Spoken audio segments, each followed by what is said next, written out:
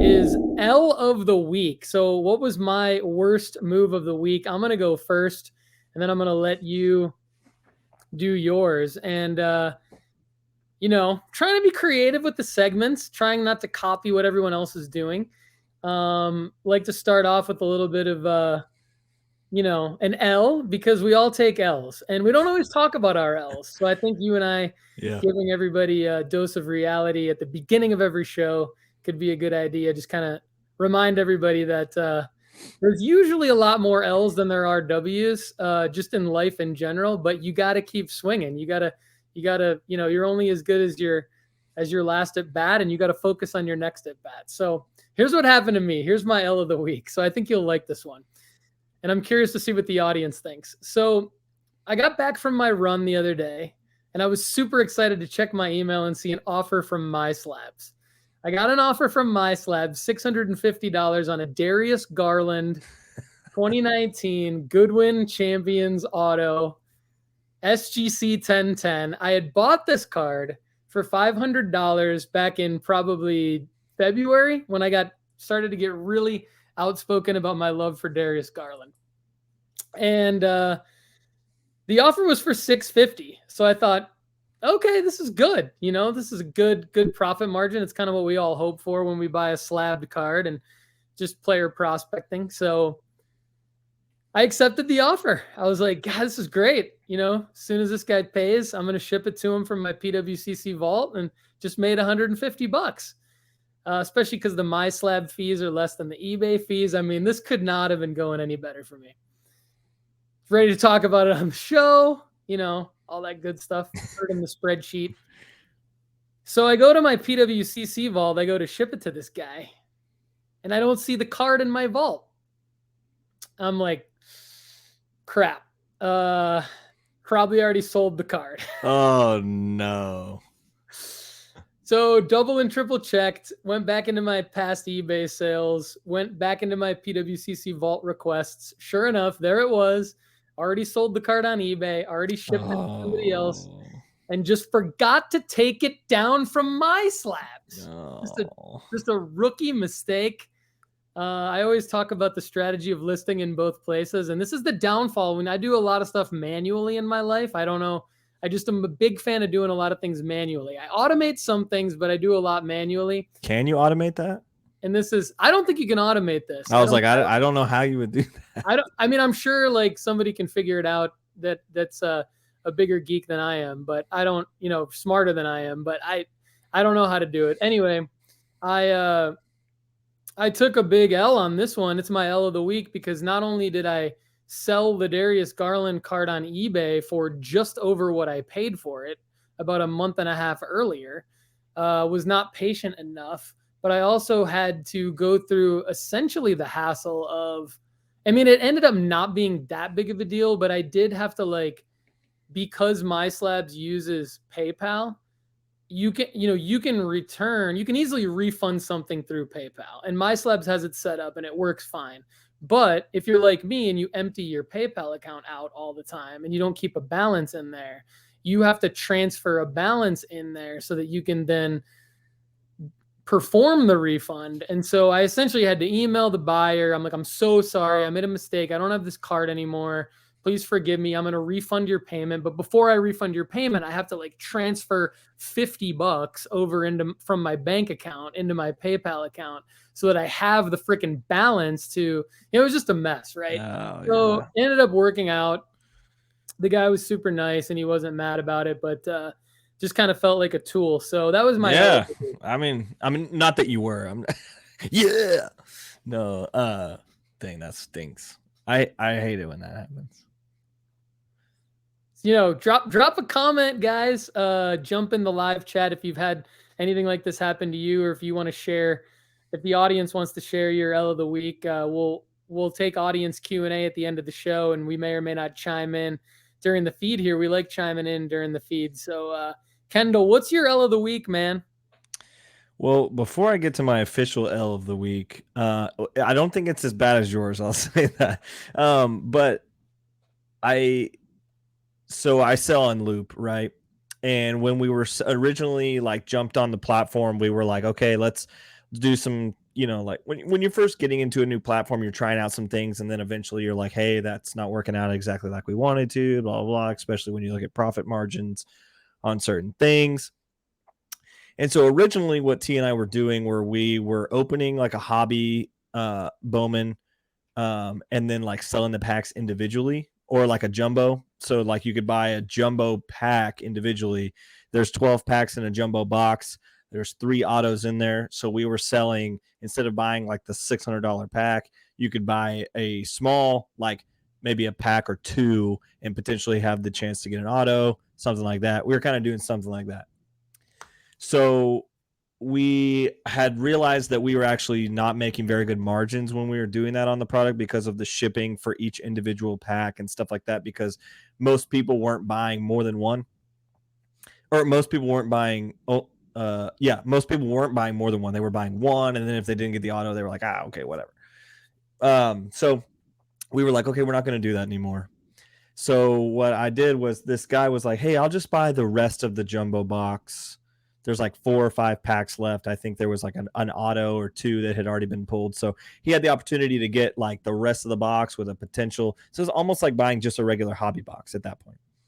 So I sold it to him, but I packaged it up, and I thought I did all my numbers correctly. So when I sold it to him, got it out of there. But then have you ever used Loop? No, I have not. Okay, so you can go into the sale, into like the products available tab, and you can buy stuff from the shop or whatever. And so when you are in the Loop, so I thought I minused.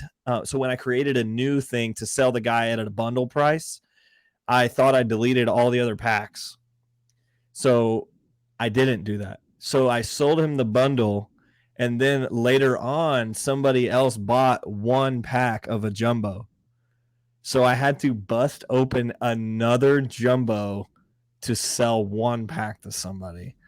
And so, it didn't like really hurt us because we ended up selling that next jumbo, but we had already made the move mentally, like, hey, we don't want to do this anymore. And then I ended up actually having to open another one. So it was just another jumbo that we didn't make that quite as good of margins on as we could have. And so we took a little bit of a loss there. Not like we took a loss financially, like in terms of the product. We just didn't sell it in the margin we wanted to shoot for. So that's similar to your story. But my loss of this week has been another loss. So I ended up going in over the past couple of, I guess it started maybe around January of last year. Do you know who the Alex Party collection is for Top 70? So their Project 70 Alex Party collection, that first Braves Ronald Acuna like monster card, loved it. Actually, here. Yes. I can picture it in my head right now. I know what you're talking about. It was last year, right? This one right here. Yeah. So when that card came out, I guess I'll take it out of the plastic. There we go. So when this card came out, I was like in love with it. I was like, dude, I've got to have that card. So I ended up buying 2 of them, and I was like, I'm going to keep one and I'm going to sell one, because I think that's an iconic card that's eventually going to go up someday. Well, it is an iconic card, and people love it. So then I ended up buying the Mike Trout one, and because I love that one, which was the second one he released. And then I realized Alex Party was going to release like 20 of them or so. So I said, okay, this is my first set that I'm going to complete. So I said, okay, I'm going to complete a set and then sell that for double what I have in it. And then I'm basically going to have a set for free. That's what I was going to do. That was my plan. So I ended up buying 2 of every one of Alex Party's cards. So I bought 2 complete sets by the time the end of it happened, which the last card ended up releasing earlier this year. I think it was a Mickey Mantle. It looks super cool. Love the cards. Not disappointed in that per se. But what I am disappointed in, and I guess is my L, is the cards didn't go up like I thought, because I thought this was going to be a set that everybody would want. And I think it is a set that a lot of people desire, but with the state of the marketplace right now, everything is down from where I originally bought it from. So if you look at my dollar cost average, I've actually bought at a higher like point and like kind of bought on the way down. So when I went to go like sell it as a collection, I actually made this. I saw your tweet about this. This was a pretty good looking I'm not going to spoil it for the viewers here, but yeah, check out Lefty McKee on Twitter if you're listening on Spotify and Apple right now, because you'll see a picture of what Kendall tweeted, and it looks pretty sick. Yeah, so I ended up making this, which was sick. I was like, man, I was super happy with it. And my thought process was I was going to make that one and then sell that for the price of the whole collection, and then I was going to do another one of those frames and then have it in my office. Well, so I have about 600-ish in the frame itself, like not the frame, but like the whole thing, like that whole thing. I have about $600 in it. I was only able to get 500 on eBay for it, so I ended up having to take a pretty good loss. But the reason why I'm selling it now is I want to prepare myself for national, and I would rather have $500 to reinvest somewhere else and take $100 loss rather than have a cool piece of art and have a $600 loss on my hands. So I still have all this other set that's still, out here. So if anybody wants a whole set of these cards, I am selling the other set now too, just because of like where I'm at with them. I'm not able to keep the other one. I'm going to have to sell that one too. So if somebody is interested, reach out to me at Lefty McKee on Twitter. But I ended up selling this framed one that I'm shipping out today on eBay for a little bit of a loss. So that's my L of the week. Yeah, well, you did a lot of work into that. Hopefully you had some fun. I think, even though you take a loss, at least I feel like that's part of the game. So yeah, sometimes you do. Share your stories with us. Drop a comment below. We'd love to hear your L of the week, and we can probably make you feel better about it, or we'll try to make you feel better about it. That's what the L of the week's all about, sharing our losses, and then of course we're going to get into our wins. Before I share my win, though, I want to talk about the fact that I'm grateful that Kendall and his family are healthy again from COVID. They're back, so that's a win. We're back to kicking butt. I've been driving around the United States of America ever since I flew back from Spain, and my most recent road trip was with my 12-year-old son, Max. He and I went to 2 Atlanta Braves games this past weekend, and we saw a lot of dingers, man. A lot of people going yard, a lot of talent on that team, and they basically played Juan Soto. Not much of a supporting cast around Juan Soto, but Juan Soto hit a couple of dingers. And Max got 4 toss-ups. One of them was from Travis Denard in the bullpen, warming up the starting pitcher in Saturday's game. So that was pretty cool. Anyway, just wanted to share some of my escapades from the United States. That's why I'm in a little bit of different scenery here for those of you watching. And if you're listening and I don't sound the same, it's because I don't have my mic in the U.S. I will be back to my normal recording studio in August. But for now, I actually think you sound exactly the same. That's good. I mean, I guess. I don't know. I hope. Maybe that's not good. Maybe it's not good from your mic standard, but it sounds fine. Let me know if you think I sound better, worse, or the same, and if the same is good or bad in your opinion.